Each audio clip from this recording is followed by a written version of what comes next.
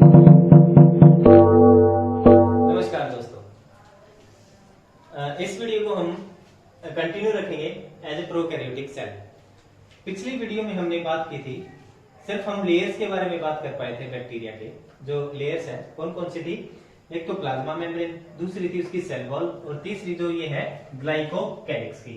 All over the जो ये cell होगी प्रेजेंट होगी।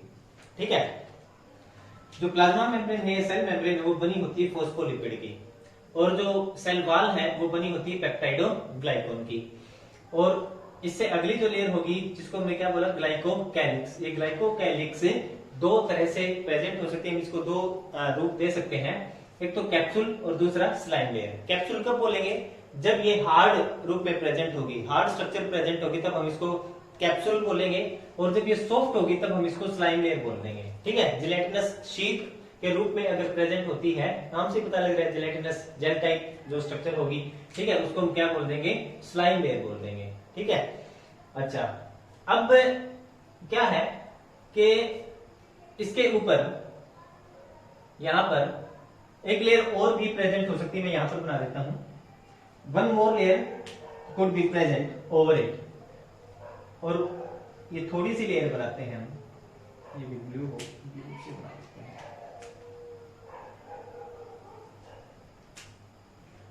इसके ऊपर एक लेयर और प्रेजेंट हो सकती है,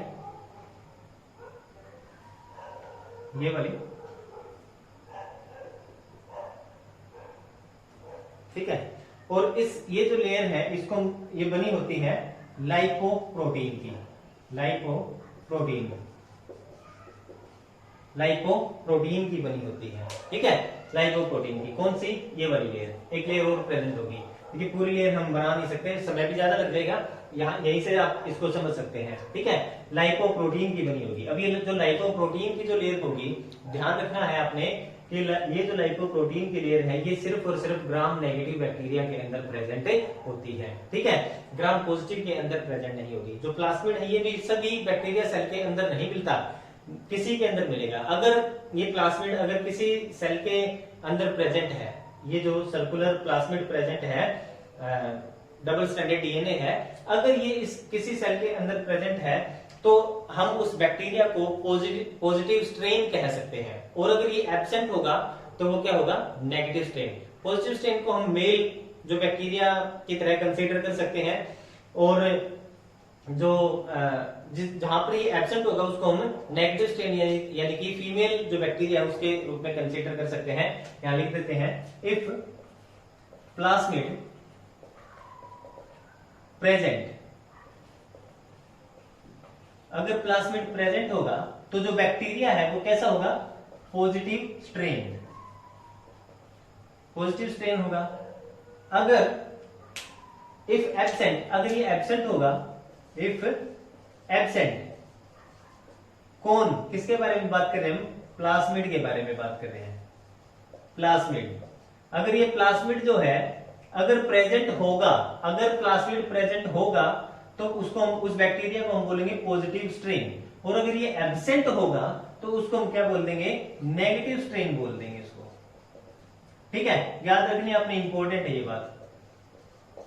पॉजिटिव स्ट्रेन यानी कि मेल जो है बैक्टीरिया, और नेगेटिव स्ट्रेन यानी कि फीमेल बैक्टीरिया के रूप में हम इसको कंसीडर कर सकते हैं। बाकी और कोई ध्यान देने वाली बात नहीं इसके अंदर।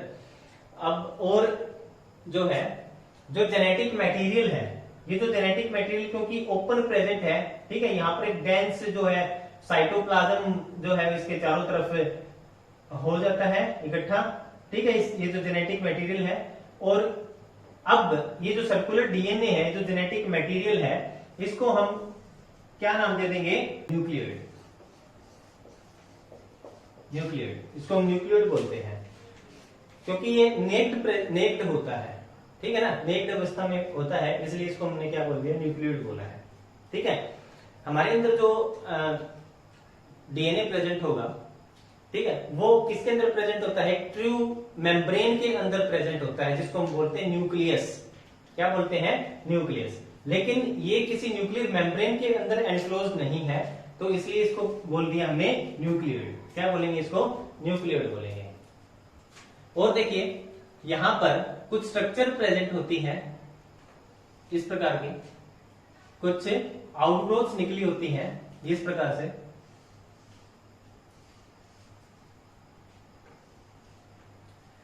इनको हम बोलते हैं फिम्ब्रिया।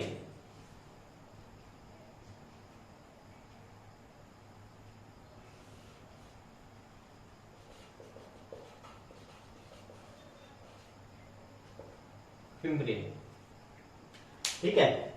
और इससे थोड़ी सी और लंबी सी स्ट्रक्चर प्रेजेंट होती, आउटग्रोथ प्रेजेंट होती है इस प्रकार से, फिम्ब्रिया से थोड़ी सी बड़ी, इनको हम नाम देते हैं सेक्स पिल्लाई। सेक्स पिल्लाई, ठीक है। ये जो सेक्स पिल्लाई है, इनके थ्रू क्या होता है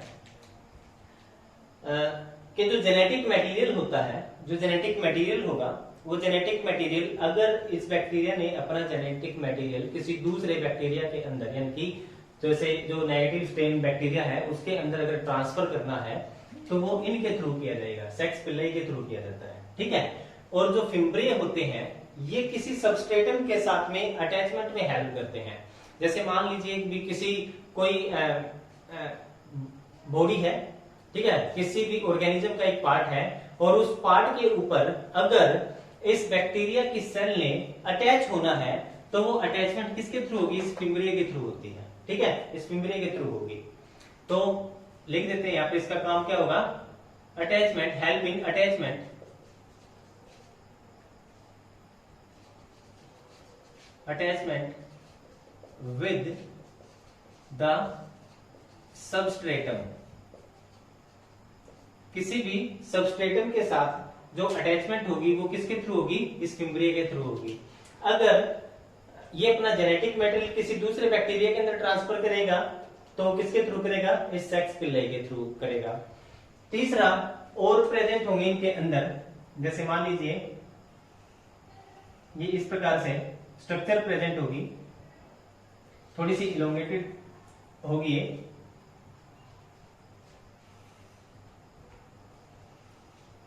ठीक है, इस प्रकार की स्ट्रक्चर प्रेजेंट होती है, इसको हम बोलते हैं फ्लैजेला। फ्लैजेला, और ये जो फ्लैजेला है, ये फ्लैजेला इस बैक्टीरिया की मूवमेंट में हेल्प करता है, हेल्प इन मूवमेंट। किसमें हेल्प करेगा, हेल्प इन मूवमेंट या मोटिलिटी में हेल्प करता है, मूवमेंट ऑफ बैक्टीरिया, बैक्टीरिया की मूवमेंट में हेल्प करता है। इसके तीन पार्ट होते हैं, ठीक है, एक तो बेसल बॉडी, ठीक है, दूसरा क्या होगा, हुक, और तीसरा प्रेजेंट होता है ये फ्लैजेला। तीन पार्ट होते हैं इसके, ठीक है। जैसे मैं यहाँ पर अगर डायग्राम बना दूं तो ये यहां से बिल्कुल प्लाज्मा मेम्ब्रेन के साथ में ही ये निकलता है कंप्लीट। अगर मैं इसका डायग्राम बनाऊं तो तीनों लेयर को क्रॉस करके ये वाला तो बन गया इसका बेसल बॉडी, ये वाली जो है ये इसकी बेसल बॉडी बन गई, और ये हो गया इसका हुक, इसको हम हुक बोलेंगे, और ये आगे जो इसकी स्ट्रक्चर होगी इसको हम बोलेंगे फ्लैजेला, ठीक है। ये तो हो गया बेसल बॉडी, ये हुक, और ये हो गया फ्लैजेला, फ्लैजेला हो गया, ठीक है। और देखिए जो मीजोसोम्स होते हैं, मीजोसोम्स के अंदर क्या होगा, कुछ एंजाइम्स प्रेजेंट होते हैं, एंजाइम्स, ये इस प्रकार से एंजाइम्स प्रेजेंट होते हैं। यहां पर इनके अंदर क्या होंगे, रेस्पिरेटरी एंजाइम्स प्रेजेंट होते हैं, इनको हम लिख सकते हैं यहां पर। मीजोसोम्स के अंदर ये जो मीजोसोम है, इस मीजोसोम्स के अंदर ये वाले, इनको हम बोलेंगे रेस्पिरेटरी एंजाइम्स।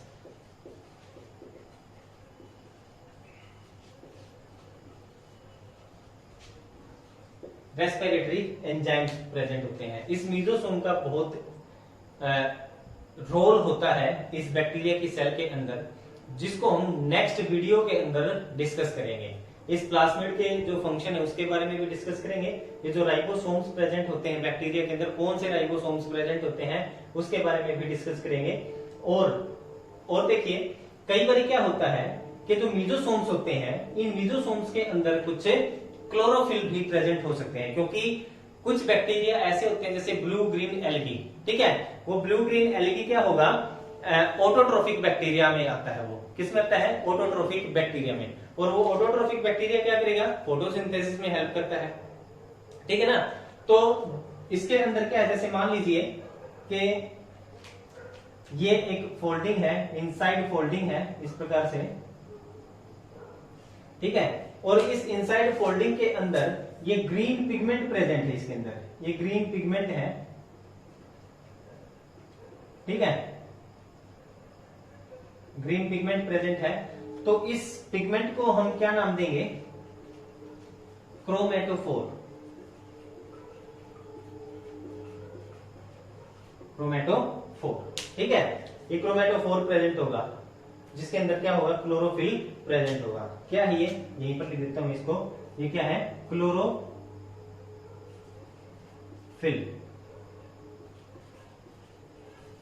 क्लोरोफिल होगा ये। तो क्लोरोफिल जिस मीजोसोम के अंदर होगा, उस मीजोसोम की जो स्ट्रक्चर होगी उसको हम क्या बोल देंगे, क्रोमेटोफोर बोल देंगे, ठीक है। और देखिए कई बार क्या होता है कि जो बैक्टीरिया होते हैं, इन बैक्टीरिया के अंदर कुछ स्ट्रक्चर्स प्रेजेंट होंगी जिनको हम ग्रेन्यूल्स बोलते हैं, ठीक है। अब क्योंकि ऑटोट्रोफिक बैक्टीरिया हो गया, ऑटोट्रोफिक बैक्टीरिया जो है जिसका हमने क्या नाम एग्जांपल क्या दिया है, ब्लू ग्रीन एल्गी, BGA। अब एल्गी जो शब्द है वो आपको लगेगा कि ये तो प्लांट से रिलेटेड नाम है, परंतु क्या है कि जो ब्लू ग्रीन एल्गी है वो क्या होता है, एक तरह से एक बैक्टीरिया होता है, और वो ऑटोट्रोफिक बैक्टीरिया होगा। अब जो हेटेरोट्रोफिक बैक्टीरिया होंगे और ऑटोट्रोफिक बैक्टीरिया होंगे, वो अपने इस फूड को, अपने फूड को, क्योंकि ये फूड को बना सकते हैं ना फोटोसिंथेसिस प्रोसेस से, तो ये जो फूड बनाएगा उस फूड को स्टोर करेगा। स्टोर किस रूप में करेगा, स्टार्च के रूप में। तो यहां पर मैं कुछ ग्रेन्यूल्स बना देता हूं, ये मान लीजिए ये वो ग्रेन्यूल्स है किसके, स्टार्च के, यहीं पर लिख देता हूं इनका नाम, ये स्टार्च है, ठीक है जी। यहां पर कुछ ग्रेन्यूल्स मान लीजिए कि ग्लाइकोजन, जो हेटेरोट्रोफिक बैक्टीरिया होंगे वो क्या करते हैं कि जो एक्स्ट्रा जो अमाउंट में जो ग्लूकोज प्रेजेंट होगा सेल के अंदर उसको स्टोर कर लेंगे, किसके रूप में, ग्लाइकोजन के रूप में। तो यहां पर ये वाले जो मान लीजिए कि ग्लाइकोजन प्रेजेंट है ये, ठीक है, ये ग्लाइकोजन के ग्रेन्यूल्स हैं, ग्लाइकोजन ग्रेन्यूल्स। ठीक उसी प्रकार से कुछ यहां पर फोस्फेट के ग्रेन्यूल्स भी प्रेजेंट हो सकते हैं, फोस्फेट ग्रेन्यूल्स, ठीक है, ये क्या है, फोस्फेट ग्रेन्यूल्स हैं।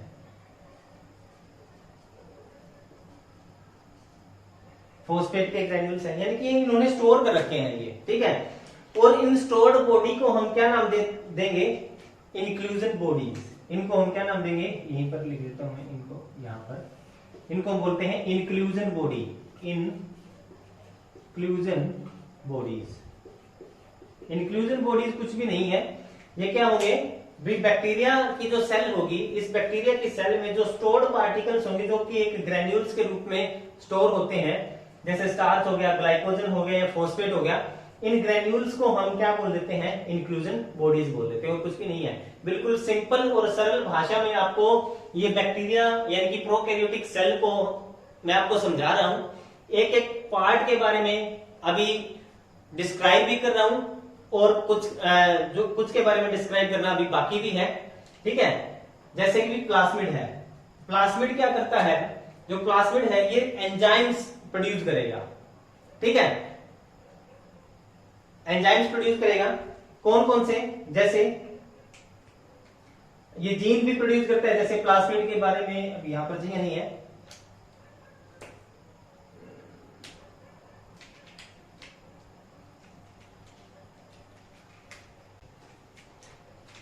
तो स्ट्रक्चर पे हमने ये पूरी स्ट्रक्चर जो है वो कर ली है। एक स्ट्रक्चर इसके अंदर और रह गई है, उस स्ट्रक्चर को हम इस प्रकार से, ये बिल्कुल all over the body present होते हैं ये वाली स्ट्रक्चर्स। यहां से मैं दिखा दूं अगर आपको,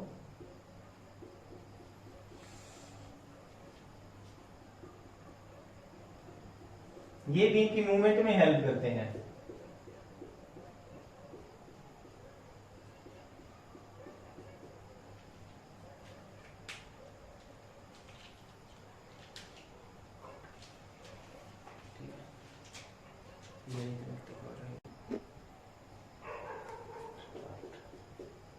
तो ये जो स्मॉल स्ट्रक्चर्स आप देख रहे हो, इनको हम नाम देते हैं सिलिया।